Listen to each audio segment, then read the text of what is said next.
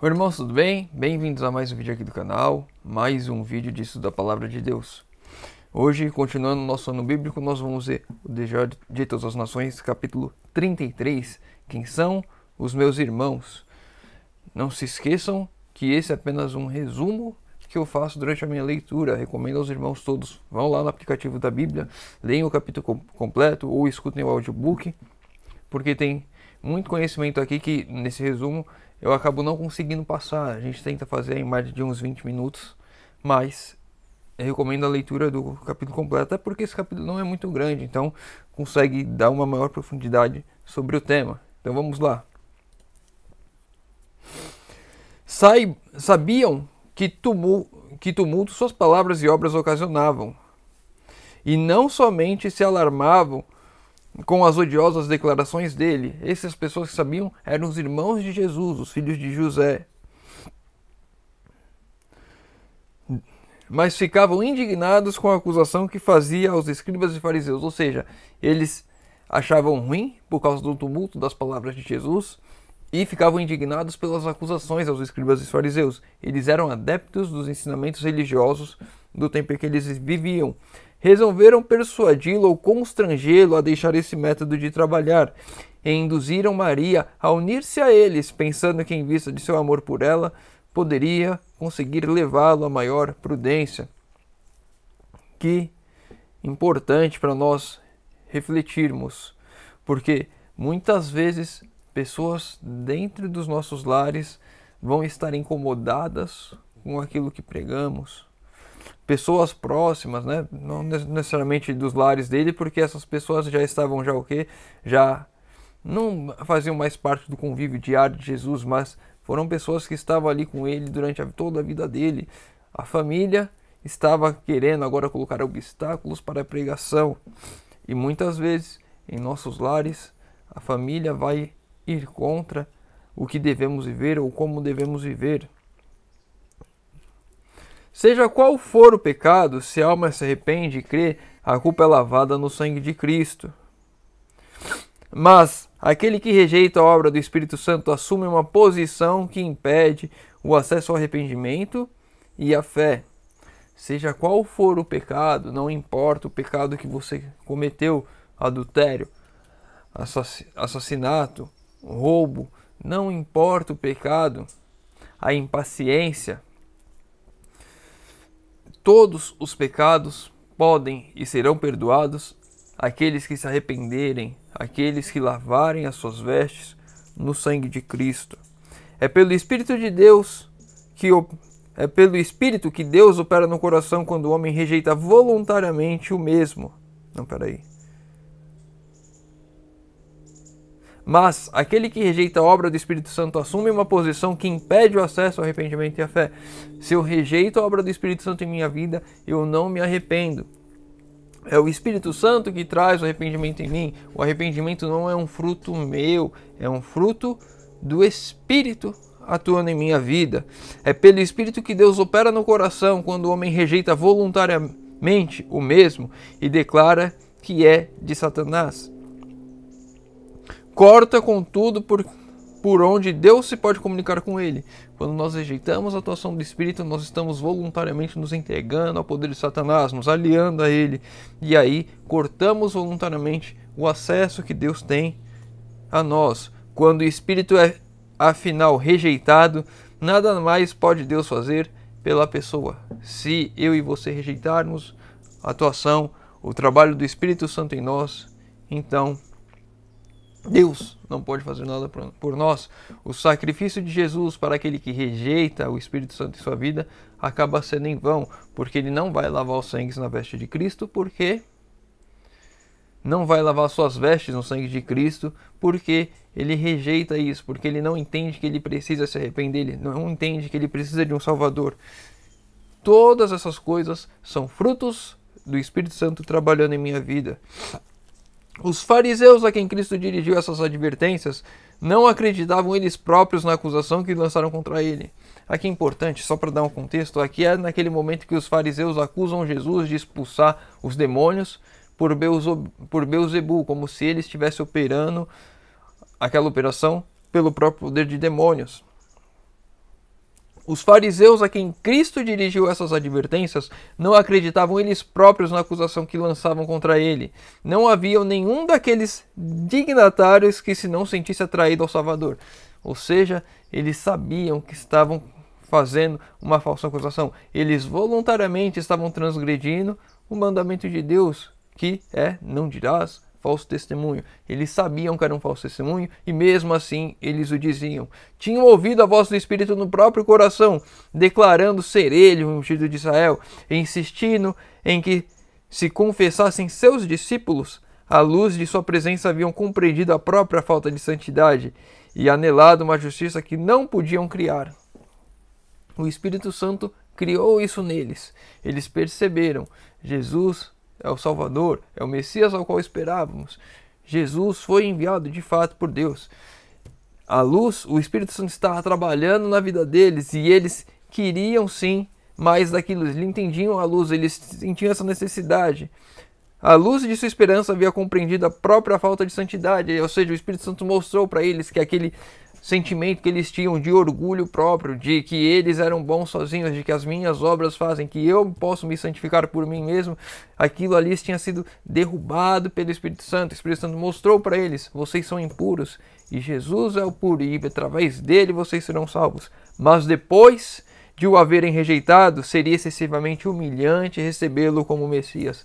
Eles já tinham rejeitado antes, e voltar atrás, admitir estar errado, iria ferir o orgulho deles, o orgulho que eles tinham. Ou seja, eles teriam que abdicar do próprio eu, quebrantar seu orgulho, em reconhecer o seu erro. Isso é uma coisa que muitas vezes nós não conseguimos fazer. Uma das coisas mais difíceis que tem de fazermos é reconhecer nosso erro. E esses fariseus, eles não conseguiam fazer isso, mesmo tendo a certeza de que Jesus era o Messias, mesmo o Espírito Santo tendo feito brilhar a luz para eles e eles entenderem que Jesus era puro e eles eram impuros. Eles não queriam aceitar isso, mesmo sabendo ser verdade. Quantas vezes eu e você não deixamos as coisas de fazer aquilo que é certo por causa do nosso orgulho, por causa da nossa vaidade? Essas coisas vão minando a nossa vida, vão nos afastando cada vez mais de Deus. Tendo posto o pé na vereda da incredulidade, era demasiados orgulhosos para confessar o seu erro. E muitas vezes, o mundo em geral tem dificuldade de confessar um erro, de pedir desculpas, de reconhecer o errado, porque é humilhante reconhecer o erro. E isso aconteceu com os fariseus e pode acontecer conosco também. Devemos quebrantar o nosso eu para que de fato Deus seja aquele que irá atuar em nossas vidas, que irá falar. Que o Espírito Santo trabalhe para que eu e você possamos nos arrepender de fato, verdadeiramente, e nos entregarmos a Cristo. No entanto, o convincente Espírito de Deus os seguia e tiveram de construir muitas barreiras para lhe resistir o poder. E isso acontece com nós hoje em dia.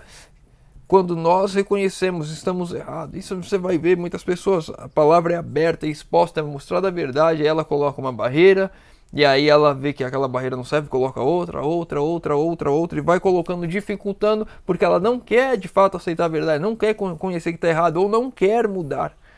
Ela vai lutando, o Espírito vai ali trabalhando, e ela vai dificultando cada vez mais, porque ela não quer. E isso pode acontecer comigo e com você, quando a verdade vem a nós, se eu e você nos apegarmos às coisas que aqui fazemos, às nossas antigas decisões, os nossos velhos hábitos, e isso pode criar barreiras para que entreguemos de fato a nossa vida a Deus. A mais poderosa força que se possa fazer atuar sobre corações humanos que estavam lutando com eles, mas não se queriam render. Deus vai usar tudo aquilo que Ele pode para fazer com que eu e você nos arrependamos, para que eu e você nos entreguemos de fato. E nós, se ficarmos resistindo ao poder, vamos colocar barreiras e dificultando o trabalho do Espírito. Até o momento em que endurecemos tanto o nosso coração, colocamos tantas barreiras que não permitimos mais o trabalho de Deus em nossas vidas e Ele se retira aceitando a sua decisão, depois de muito insistir. Não é Deus que cega os homens ou lhes endurece o coração, envia-lhes luz para lhes corrigir os erros e guia-los por veredas seguras. É pela rejeição dessa luz que os olhos cegam o coração e o coração se endurece. é pela rejeição da luz. Quando eu recebo luz, eu rejeito a luz, meus olhos cegam e o coração endurece. Muitas vezes o processo é gradual e quase imperceptível. Pouco a pouco, a luz vem, eu rejeito, a luz vem, eu rejeito.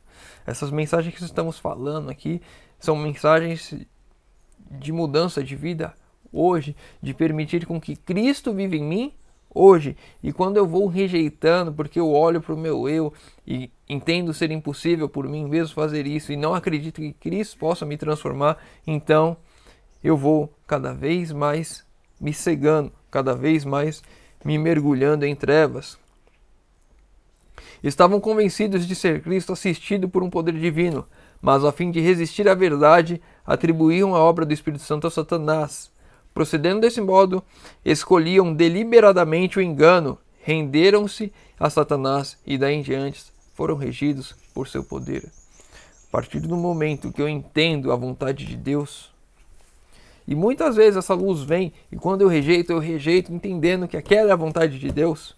Quando eu não sigo a vontade de Deus por mim mesmo, pelas minhas escolhas, eu estou me entregando para Satanás, para que ele controle a minha vida.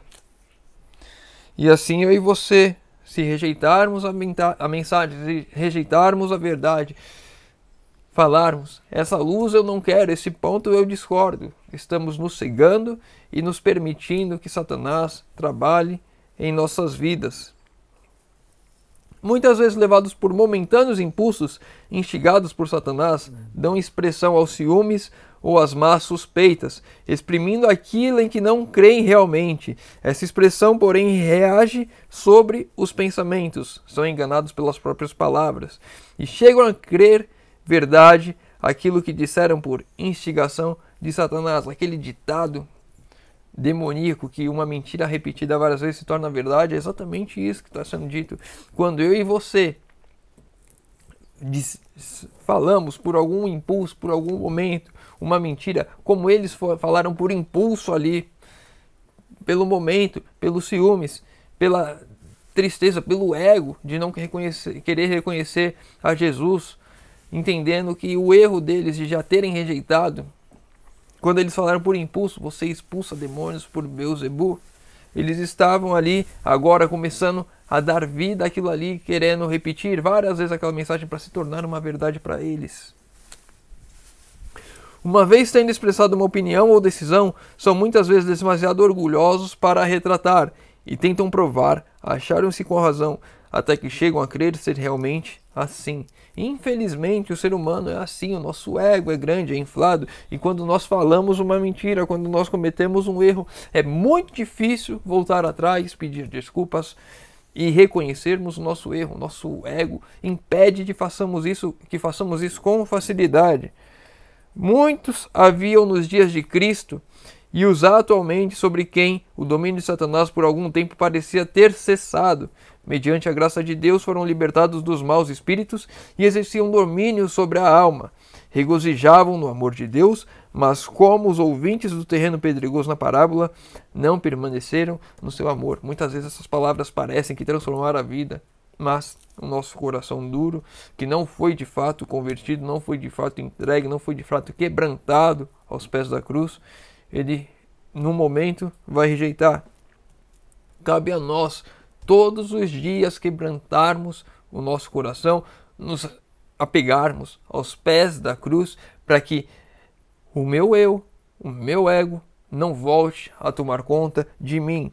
Porque se em algum momento eu abri meu coração para Cristo e Ele começou a fazer a obra em mim, se eu der um passo atrás, é o meu pior erro. Não se entregam diariamente a Deus para que Cristo habite no coração, e quando o mau espírito voltou, com outros 7 espíritos piores do que ele, foram inteiramente dominados pelo poder do mal. Não se entregam a Cristo diariamente. Esse é um dos nossos piores erros. Não nos entregarmos diariamente, não termos a comunhão diária, seja com o estudo da palavra, seja o culto familiar, tudo. Todos os dias, em primeiro lugar, e durante todo o dia, porque se em algum instante do meu dia eu me desviar de Cristo, é ali a brecha para que os demônios trabalhem em minha vida, para que de fato voltem a endurecer meu coração, para que eu rejeite a luz que recebi. Quando a pessoa se rende inteiramente a Cristo, novo poder toma posse do coração. Opera-se uma mudança que o homem não pode absolutamente operar por si mesmo. A mudança no ser humano não vem do ser humano, vem apenas de Cristo. Tudo posso em Cristo. Eu posso, de fato, ser uma nova criatura em Cristo. Por mim mesmo, eu não posso fazer isso. É uma obra sobrenatural, introduzindo um sobrenatural elemento na natureza humana. É Cristo em mim. Temos inevitavelmente de estar sob o domínio de um ou de outro dos dois grandes poderes em conflito pela supremacia do mundo. Não tem muro, não tem meio termo, não depende. É um ou outro, nunca os dois. Não é necessário que escolhamos deliberadamente o serviço do reino das trevas para cair sobre o seu poder. Eu não vou dizer assim, eu escolho Satanás, então agora eu estou no poder dele. Se eu não escolher a Cristo, eu já estou no poder de Satanás. Se eu não estiver com Cristo diariamente, eu já estou sob o poder de Satanás, sob o poder das trevas. Basta negligenciarmos fazer aliança com o reino da luz. Se não cooperarmos com os instrumentos celestes, Satanás tomará posse do coração e torná-lo a morada sua. A única defesa contra o mal é Cristo habitar no coração, mediante a fé em sua justiça. A única defesa contra o mal, a única defesa que eu e você temos é Cristo habitando em mim. A mais comum manifestação do pecado contra o Espírito Santo é desprezar persistentemente o convite do céu para se arrepender. Todo passo na rejeição de Cristo é um passo no sentido a rejeitar a salvação. E para o pecador, contra o Espírito Santo. Todo passo na rejeição de Cristo é um passo no sentido de rejeitar a salvação. Cada rejeição de luz, cada barreira que eu coloco, o meu coração se endurecendo cada vez mais, esmagando a semente, é um passo para a perdição, é um passo rejeitando a salvação. A inimizade ateada no coração humano contra o Evangelho experimentou vivamente o Filho de Deus. Foi-lhe mais penosa no próprio lar, pois tinha o coração cheio de bondade e amor e apreciava a terna consideração das relações familiares. Dentro da família, Cristo foi rejeitado pelo Evangelho. E ele experimentou isso muito mais do que eu e você possamos experimentar algum dia. Mas, tendo o exemplo de Cristo, podemos sim ser rejeitados dentro do nosso próprio lar. Sem censuras eram vivas provações a sua alma, consumia-se e enchia de aflição. Professavam fé em Deus e o julgavam estar reivindicando quando o tinham ao próprio lado em carne e não o reconheciam. Os irmãos de Jesus censuravam Jesus e colocavam para ele provações e aflições justamente por causa disso. Porque eles rejeitavam o Deus vivo ao lado deles, porque eles entendiam que eles adoravam a Deus, mas Deus não era Cristo, rejeitado pela própria família. Vamos para os dois últimos textos de hoje. Os que são chamados a sofrer por amor de Cristo, que têm de suportar injustos conceitos e desconfianças, mesmo no próprio seio da família, podem encontrar conforto no pensamento de haver Jesus sofrido mesmo.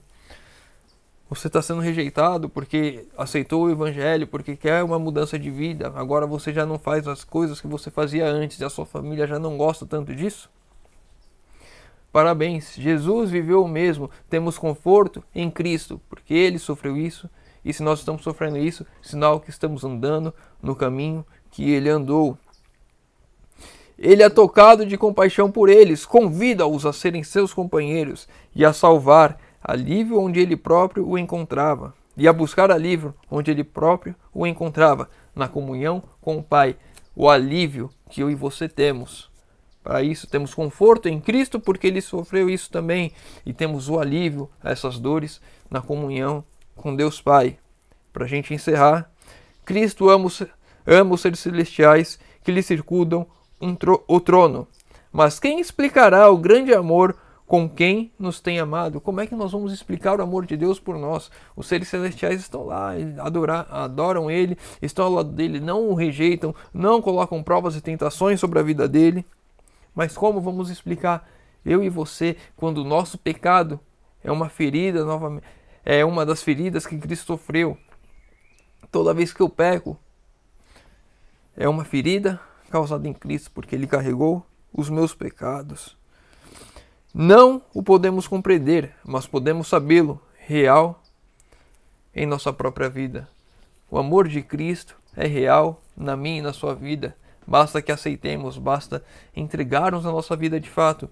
E Ele vai fazer uma mudança, uma operação em nossas vidas que eu e você não podemos fazer, não conseguimos compreender. Mas Ele vai fazer e Ele vai operar.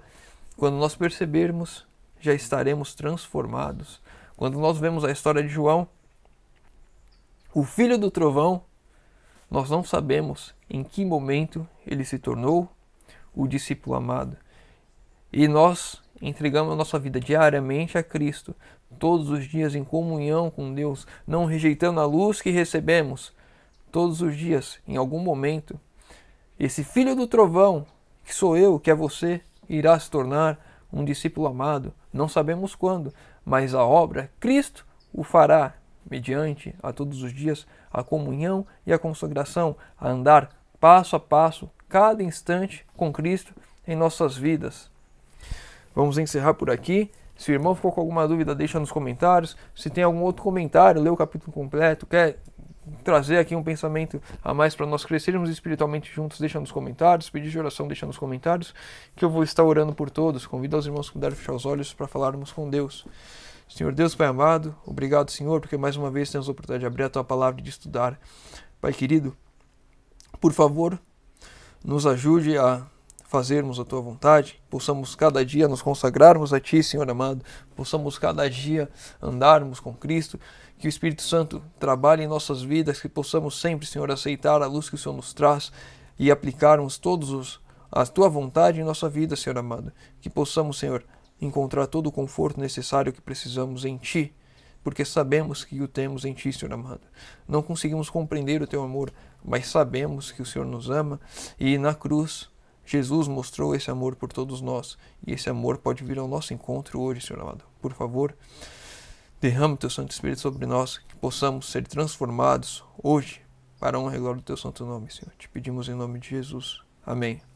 Meu irmão, fica com Deus e que Deus te abençoe.